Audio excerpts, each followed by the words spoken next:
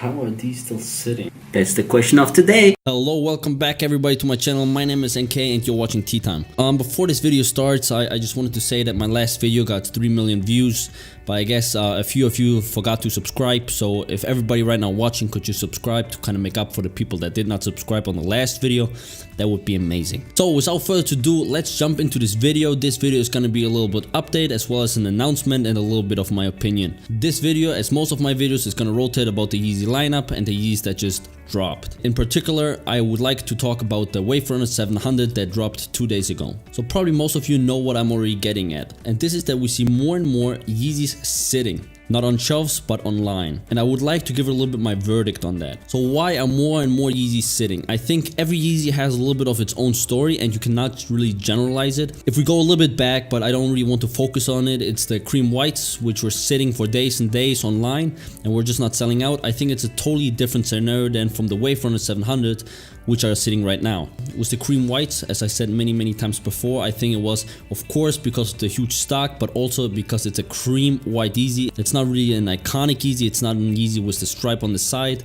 I mean, from the far, it could just look like a white Ultra Boost.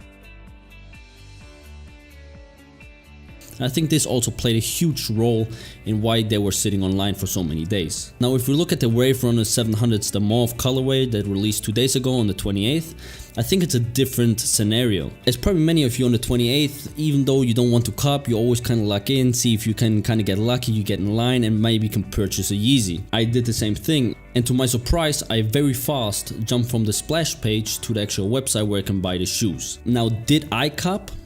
I did not. And I think this is also the reason why probably most people did not cop. For me, why I did not cop was the price point. Now 300 euros is a huge price point.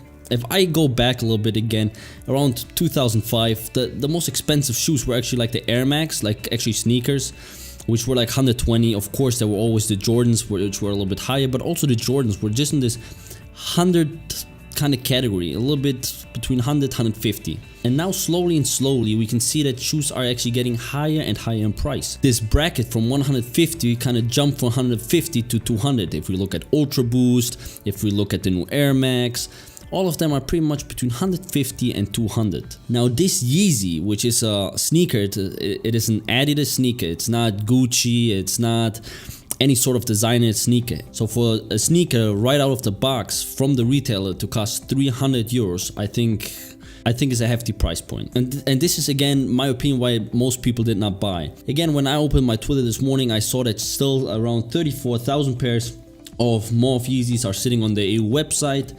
And people are even asking if there could be a discount. If there would be a discount or if they would cost 200, I would cop immediately. Now that being said, I do not think that there is going to be a sales or a discount code for these Yeezys. Like if we fall back on me personally, I for example really love the Pegasus Turbo 35, which currently go for like 160. I'm a student, so I have a discount, so I get them for 140. So for 140, then I can almost get like an Ultra Boost, probably like Climber, that are right now on sale for 135. I could get 2 amazing pairs of shoes for the price of 1 pair of Yeezys. So again, I don't think that the sneaker community is ready for shoe that comes right from the retailer for 300 euros. Also, the Waverunner is kind of like a dad shoe, so it does not fall into everybody's lap. I don't know, that is my verdict on it. Of course, I could be wrong. This is again just my opinion, but this is my verdict on it, and this is what I think happened. I think it's just the price tag. I don't think it's the stock. Of course, the stock puts the resale down, but I don't think it has much to do with actually people copying the shoes. Because if you just like a shoe, or if it's very hyped, you see it on celebrities,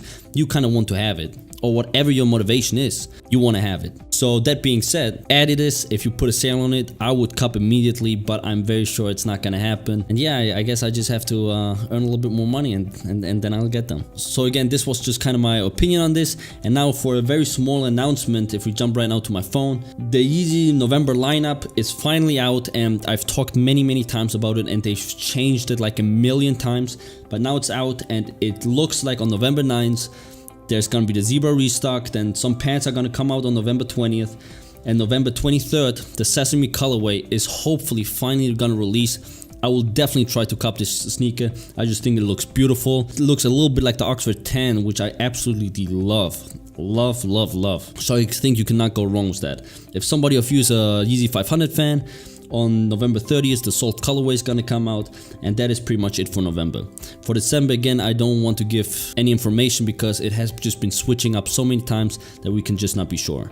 Alright boys and girls, if you made it till the end of this video, again, I would like to remind you to subscribe. Maybe, if you're very kind-hearted and you really want to put a smile on my face, give me a like. And with that, I'm out.